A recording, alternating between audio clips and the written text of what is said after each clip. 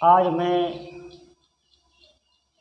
बाबा भोलेनाथ की कृपा से बहुत महत्वपूर्ण विषय पर हम मिलकर चर्चा करेंगे कि हमें जीवन में सत्संग क्यों महत्वपूर्ण है, ये समझना बहुत ज़रूरी है। आगे मैं आपको भगवान शिव जी की उपासना बताऊंगा कि श्रावण मास में बहुत परम पुनीत ये मास होता है। इसमें आप कोई भी सिद्धि कर सकते हैं। अगर आप जप करते हैं, अगर आप भगवान का भजन करते हैं, संकीर्तन करते हैं, तो आप अलौकिक दिव्य आनंद बहुत जो हजारों वर्षों में आप नहीं कर सकते, वो इस मास में आप कर सकते हैं। ये मैं आगे आपको बताऊंगा। लेकिन उससे पहले मैं ये स्पष्ट कर दूं कि भगवान का सत्संग, भगवान की कथा जो भजन में बढ़ाने वाला सत्संग है, जिससे भगवान के भजन में हमारी रुचि बढ़े, भगवान के प्रति भाव बढ़े, उनकी सेवा में हमें आनंद आने लगे, भजन में हमारी रुचि बढ़ने लगे। अभी क्या होता है कि नाम जप करने में, भगवत सेवा करने में हमें श्रम होता है। तभी ना 2-4 दिन होता है, फिर श्रम होता है, मतलब उसमें मेहनत लगती है। जब कोई हमारी रुचि का कार्य होता है तो उसमें हमें श्रम महसूस नहीं होता। आप देखना, जिस कार्य में आपकी रुचि होगी उसमें आपको श्रम आप नहीं लगेगा, आप बहुत लंबे समय तक वो कार्य कर पाएंगे। लेकिन इसमें हमें श्रम लगता है। इसका मेन कारण ये है कि सत्संग बहुत ज़रूरी है। आप नित्य सत्संग सुने, सत्संग से ही हमारी भजन में रुचि पैदा होती है। बिनु सत्संग विवेक न होई, राम कृपा बिनु सुलभ न सोए।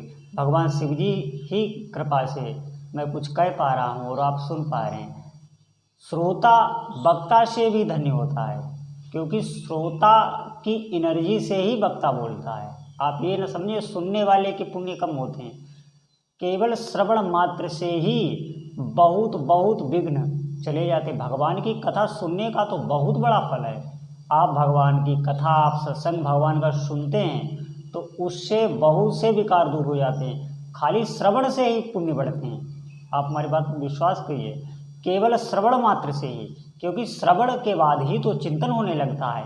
चिंतन होने के बाद खुद जैसा आपका चिंतन होता है, खुद आप वैसे ही बन जाते हैं। इसमें कोई शक नहीं। आपकी डेली दिनचर्या में आप महसूस कर सकते हैं कि जैसा आप सोचते रहते हैं वैसे शरीर में विकार होने लगते हैं, शरीर में भी वैसी क्रिया होने लगती है। क्योंकि चिंतन बहुत महत्वपूर्ण है। चिंतन उसी पे होता है जो ज़्यादा हम सुनते हैं, देखते हैं, बोलते हैं।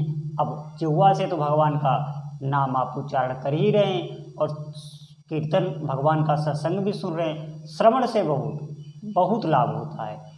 और फिर आप भजन करने लग जाएंगे। जब आप भजन करने लग जाएंगे तो श्रम जो होता है भजन में, वो श्रम नहीं होगा, श्रम होना बंद हो जाएगा। आपको उसमें रुचि होगी, आनंद होगा। फिर एक बहुत अद्भुत घटना ये घटेगी कि जो भी कार्य आप व्यवहार में कर रहे हैं, घर का हो, बाहर का हो, दुकान का हो, किसी आश्रम का हो, बाहर मठ मंदिर का हो, या कोई सांसारिक कार्य क्यों न हो, उसमें आपको बहुत आनंद आने लगेगा। कैसे? जैसे कि वो आनंद हमारी अंतरात्मा का हो। आनंद कई प्रकार का होता है। जैसे जो हमारी इंद्रियों से मन को आनंद जो हमें प्राप्त होता है, जैसे सर्दी हो तो हमें गर्मी अच्छी लगती है, ये इंद्रियों मन का आनंद है। गर्मी में हमें सर्दी अच्छी लगती है, ये इंद्रियों और मन का आनंद है। बुद्धि का आनंद क्या है? बुद्धि का आनंद ये है कि वो इंद्रियों और मन के आनंद से बड़ा है। वो टिकता है थोड़ी देर, लेकिन ज़्यादा देर तक नहीं टिकता। जैसे आपके सर पर अगर 20 किलो सोना लाद दिया जाए और आपको कहा जाए कि ये पैदल आप घर तक ले जाएं, तो आप उसे बहुत आनंद और प्रसन्नतापूर्वक लिए जाएंगे। और जो आपको श्रम मेहनत पड़ेगा वो शरीर पर महसूस तो होगी, लेकिन वो आप पर हावी नहीं हो पाएगी। क्यों? क्योंकि सोने का इतना आनंद है कि सोना इतना घर ले जा रहे हैं।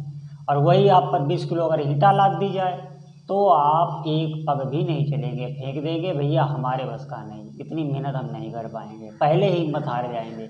ये क्यों हुआ? क्योंकि ये बुद्धि की धरा का महत्व बैठा है सोने में।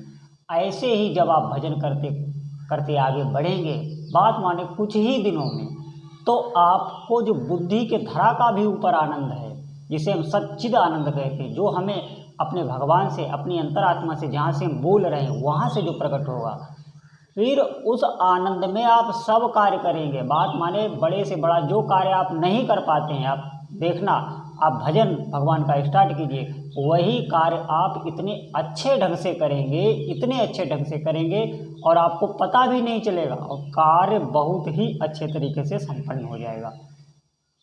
ये केवल एक कोरी कल्पना नहीं है, आप बात मानिए, भगवान का भजन करते हुए बहुत अच्छे तरीके से कार्य होता है। और मैंने श्रावण मास में जो आपको बताया है, जो श्रावण मास में भगवान की मैंने आपको आरती बताई है, ये आरती आप बहुत हल्के में मत लीजिएगा, क्योंकि आरती आप देखना, बगैर आरती कोई भी पूजा या भागवत करवा रहे हो, रामायण करवा रहे हो, कोई मूल पाठ करवा रहे हो, कोई मंत्र अनुष्ठान करवा रहे हो, सबके बाद में आरती जरूर ही होती है। आरती से सब भूल चूक क्षमा सब हो जाती है। और आरती का मतलब क्या है? आशुतोष तुम अब डर दानी, आरत हरव दीन जन जानी।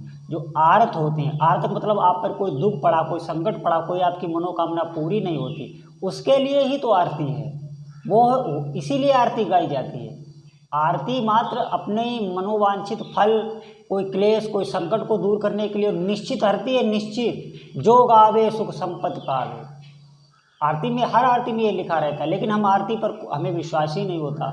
आप किसी भी शिवालय में जाएं, श्रावण मास तक आप ये आरती जरूर गाएं, बैठकर गाएं, खड़े होकर गाएं, आप मात्र गाएं बस, भगवान की सेवा में भावपूर्वक आप ये आरती गाएं। ये आरती आपके बैक में जो भी जमा है ना, जो भी पाप जमा है, जो भी ऐसे ऐसे रुकावटें हैं जो आपको उन्नति में बाधा करती, ये आरती सब आपकी हटा दी गई। बात मानिए, आप ये आरती नित्य प्रति मंदिर में जाके भगवान की रोज आरती गाएं, इसमें कोई खर्चा नहीं लगना।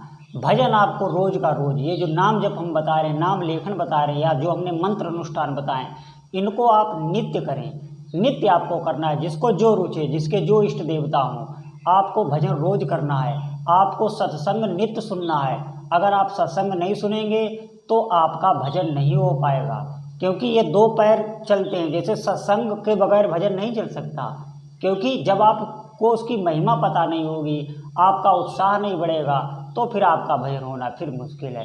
और भजन अगर जीवन में नहीं हुआ, फिर तो जीवन में कुछ होना ही नहीं। आप बात मानिए, नाना विकार दिमाग में भरे रहते हैं, कई मानसिकताओं में हम जीते रहते हैं, कई ऐसी चीज़ें हैं जो होनी नहीं है, लेकिन उनको लेकर हमें चिंता बनी रहती है।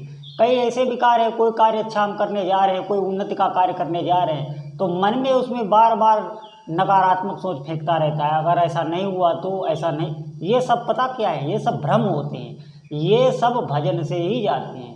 आप भजन करिए, फिर आप देखना कोई भी कार्य आपको असंभव नहीं लगेगा।